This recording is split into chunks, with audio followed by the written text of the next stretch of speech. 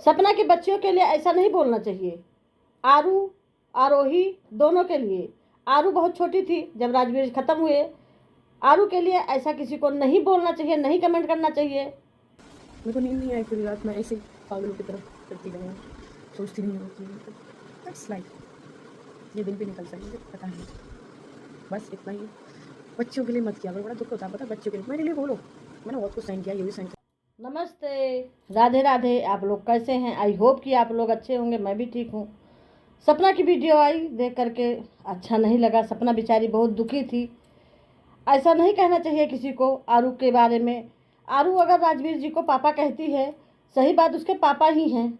क्योंकि सूरज जी जब ख़त्म हुए थे तो आरू माँ 2.5-3 महीने की थी। उसके बाद सूरज बोलना उसने राजवीर जी के सामने ही शुरू किया। वो शुरू से ही राजवीर जी को पापा बुलाती थी। और उसके बाद राजवीर जी ने जब सपना से शादी कर लिया तो उसके पापा ही हुए।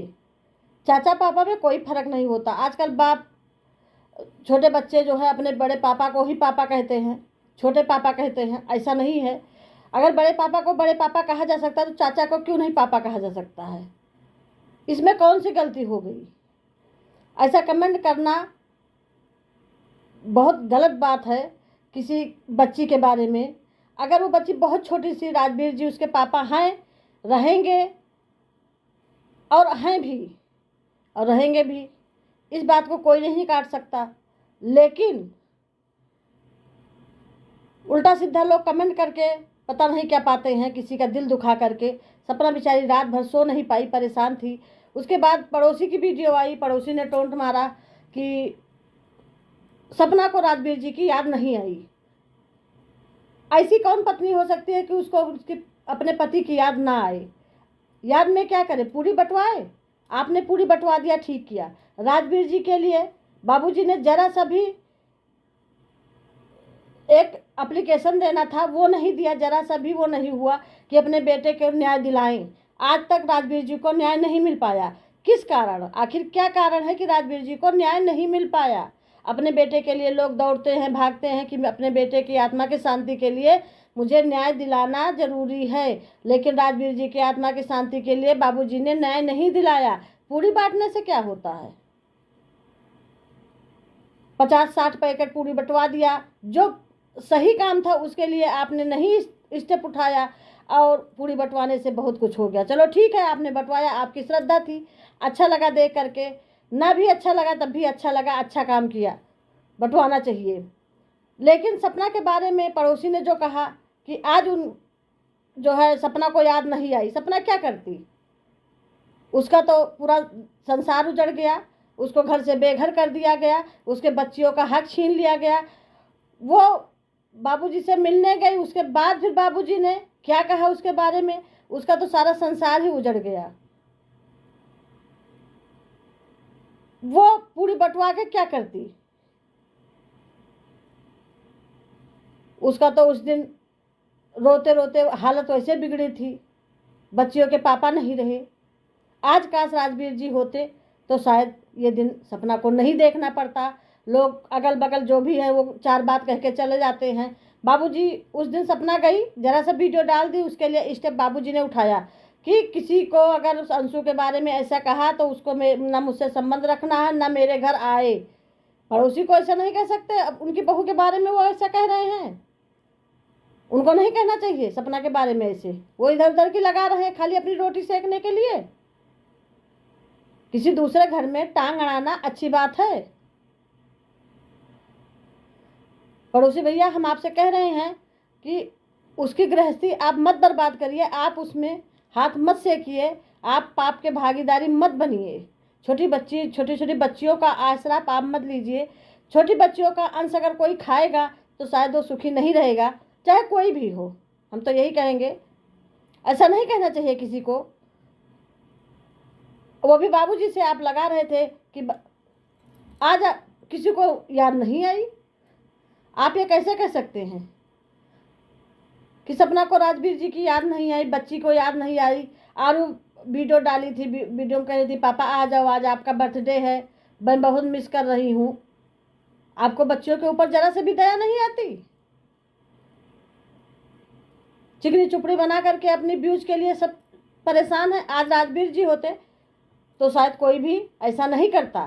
सपना ने जो अपनी वीडियो में कहा वो आप सुनिए, एकदम सुन के आँख में आंसू आ जाता है। ऐसा किसी भी बेटी के साथ ना हो, हम तो यही कहेंगे, भगवान इतना दुख किसी को ना दे।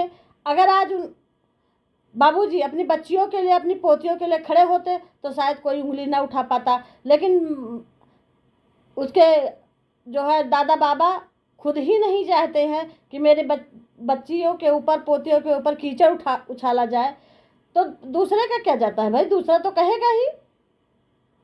जो स्टेप अंशु के लिए उठाया गया था वही स्टेप अगर बाबूजी इन बच्चियों के लिए उठाते, सपना के लिए उठाते, तो किसी की हिम्मत नहीं थी कि कोई सपना को बच्चियों के बारे में कुछ बोल जाता। लेकिन नहीं, बाबूजी को कोई स्टेप नहीं, बाबूजी खुद ही कहला रहे हैं कि कहो और गंदा करो और गंदा करो,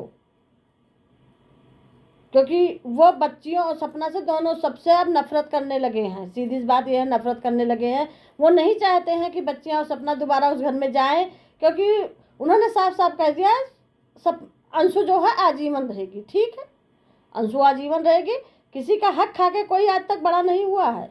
भगवान की लाठी पड़ती है तो रोने का आवाज़ भी नहीं देता है, ये आप मान के चलिए।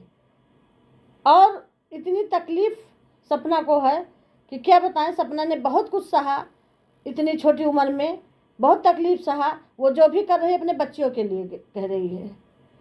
हम ये कह रहे हैं सपना टूटना मत, हिम्मत बांधे रहना, किसी के आगे झुकना नहीं।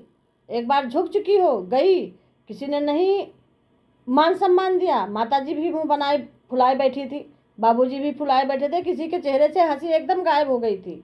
आखिर सपना ने किसका क्या छीन लिया था जो किसी के चेहरे से एकदम हंसी ही गायब हो गई थी। वही अंशु जाती है तो खिलखिला के हंसती हैं, एकदम उसके वीडियो में भी आई, हाँ बेटा आप परेशान मत हो। ऐसे अपने बहू के लिए भी आपको कहना चाहिए। सपना ने किसी का क्या बिगाड़ा है? और उसके बाद लोग टोंट कस रहे हैं, गलत गलत कमेंट कर रहे हैं आरू के बारे में, बच्चियों के बारे में। किसी को ऐसा नहीं करना चाहिए। आप लोग सुनिए वीडियो में सपना ने क्या कहा, लास्ट तक बने रहिएगा पूरी वीडियो में।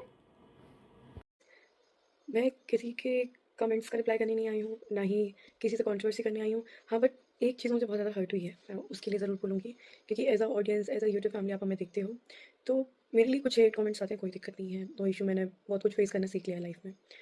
और आरू के लिए बोल रही हूँ मैं, आरू राजवीर जी को पापा बोलती है। जब सूरज जी उसको छोड़ के गए थे ना, जब 4 मंथ की थी वो, 4 मंथ का बेबी क्या बोलना जानता है, क्या जानता, कुछ नहीं जानता। जब से कहते हैं ना, पहला वर्ड जब वो बोलना सीखी थी, वो राजवीर जी से पापा ही बोलती थी। सब मेरी जर्नी देखते आए, मतलब ब्लॉग देखते आए हो तो सबको पता होगी कि पापा बोलते हैं। तो उसमें कुछ लोगों को दिक्कत हो रही है, मुझे पता है वो लोग कौन है जिनको दिक्कत हो रही है। वो पापा नहीं है, वो चाचा है, पापा नहीं है। मतलब किस हद तक लोग गिर जाते हैं पता नहीं है, कि इतनी नीच लोग भी मतलब दुनिया में है। मतलब कैसे उसके पापा नहीं है वो, उन्होंने मुझसे शादी की, उस बेटी को अपनाया, सबसे पहले तो उस बेटी को अपनाया। और मैं किसी को जवाब देने नहीं आई हूँ कि मैं किसी से लड़ूँ, मैं फ़ाइट करूँ, किन लोगों से फ़ाइट करूँ जो वो डिज़र्व नहीं करते मेरे कोई शब्द। हाँ, आप लोगों को, जो आप ऑडियंस हो, उनसे फ़ाइट तो नहीं कर सकती। हाँ, उनको एक चीज़ समझा सकती हूँ कि आप इतनी छोटी बच्ची के लिए, जबकि पापा हैं उनके, वो हमेशा बहुत प्यार करती है। सूरज जी के बारे में बोलती है, पर सूरज जी के बारे में वो जानती नहीं है।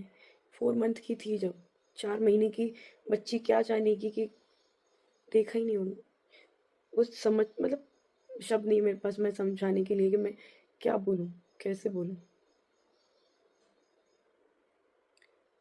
हाँ, बट अंदर से इतनी टूट गई हूँ मैं, पर किसको बताऊँ, किसको बताऊँ, किसको समझाऊँ। ये दुनिया बहुत गंदी है, बहुत। कहते हैं कि क्या फ़र्क पड़ा है इस पे, इसका पति चला। एक पति जाने से पूरी ज़िंदगी तहस-नहस हो जाती है। दुनिया में कैसे-कैसे लोग हैं वो पता चलता है। साथ देने वाला कोई नहीं होता। हाँ, फ़ायदा उठाने वाले लोग होते हैं बस।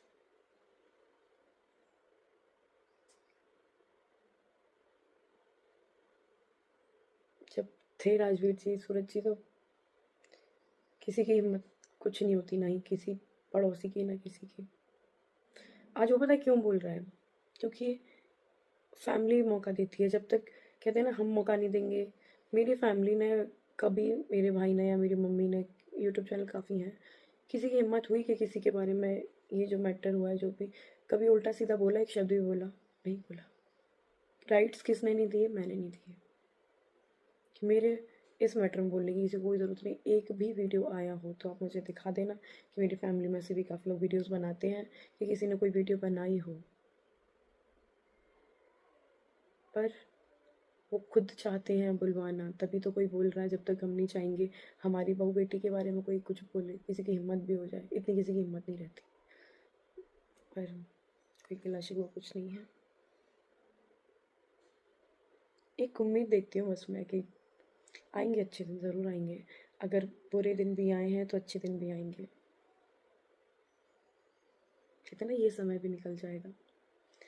और मुझे लगता है कि मेरे बहुत बहुत खुश रहूँगी मैं बहुत, जब मेरी बेटियाँ बड़ी हो जाएंगी ना, क्योंकि अपना जो खून रहता है ना वो कभी तुम्हें धोखा नहीं देता, कभी वो मेरी खुशी चाहेंगी। वो कहते हैं ना मैं ट्रस्ट करके अपनी बेटियों से हर चीज़ बोल सकती हूँ, रो सकती हूँ, गा सकती हूँ, वो मेरे सुख दुख को समझेंगी जब वो थोड़ी समझदार हो जाए। आज भी समझती हैं, आज भी मैं बहुत खुश रहती हूँ अपने बच्चों के साथ। पर कभी कभी लगता है कि मैं क्या बात करूँ इनसे। जब वो बड़ी हो जाएंगी ना तो मैं रो भी सकती हूँ, मैं हर चीज़ उनसे बोल सकती हूँ, रो सकती हूँ कि देखो मुझे कोई आज समझने वाला नहीं है। मैं एक आता है अंदर से, पता है जब एक टूटा हुआ इंसान रहता है ना, कोई नहीं होता। मैं यार बहुत चुलबुली लड़की हुआ करती थी, बहुत चुलबुली। मुझे बहुत मतलब भरे घर में रहना पसंद है, अकेले रहना पसंद नहीं है, दम घुटता है मेरा। लाइफ पलट गई ऐसे, पूरी पलट गई सब कुछ। और आज के टाइम पे किसी पे ट्रस्ट मत करो, किसी पे भी नहीं। आज पता है रिश्ते भी कहते हैं ना खून के रिश्ते ही काम आते हैं, उसके अलावा पता नहीं मैं क्या बोलूँ। रिश्ते नाते पता नहीं कैसी दुनिया रह गई है ये। लड़ने तो मैं बिल्कुल भी नहीं आई हूँ कि मैं लड़ूँ, ना मैं उस हालत में हूँ कि मैं किसी से लड़ूँ। बट कोई नहीं, ये टाइम है। हम पता है मैंने एक चीज़ सीखी है अपनी लाइफ में, बहुत छोटी लाइफ में सीखी है अपनी। जितना बुरा टाइम आता है ना, जितना हम फेस करते हैं, जितना हम रोते हैं, उतना हम आगे बढ़ते हैं, हम स्ट्रांग होते हैं, उतना हम आगे बढ़ते हैं। क्योंकि जब तक हम बुरा टाइम नहीं देखेंगे तो अच्छा टाइम कैसे आएगा। तो बुरा टाइम आने के बाद ही अच्छा टाइम आता है, और हम बहुत बहुत स्ट्रांग हो जाते हैं। स्ट्रांग जो वर्ड है ना वो ऐसे नहीं आता कि सडनली आ जाए, उसके पीछे ना इंसान को कितना कुछ झेलना पड़ता है, क्या क्या चीज़ें फेस करनी पड़ती है, तब वो स्ट्रांग बन पाता है। और मैं तो चाहती हूँ कि कोई दुनिया में कोई इंसान इतना स्ट्रांग ना बने, बहुत नॉर्मल लाइफ जिए, खुशी खुशी जिए, वो सबसे बेस्ट है। स्ट्रांग ऐसा स्ट्रांग बनने से क्या ही फ़ायदा कि इंसान पूरा अंदर से टूट जाए, ख़त्म हो जाए, और दुनिया कहे कि तुम कितनी स्ट्रांग हो, तो उसमें प्राउडली फील करें। उसके पीछे कितना दर्द होता है पता है। छतर होने की भी नहीं है ना, बच्चों के सामने रो सकते। हर वो तो बहुत समझदार है, रो तो वो बहुत सारी बातें करती है, वो खुद दुखी रहती है। मैं नहीं चाहती कि मैं अपने बच्चों के सामने टूटूँ, मैं रोऊँ।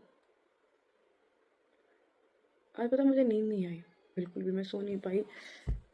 अब हाँ एक और चीज़, बर्थडे विश नहीं किया। क्या बर्थडे विश करूँ जो इंसान इस दुनिया में नहीं है।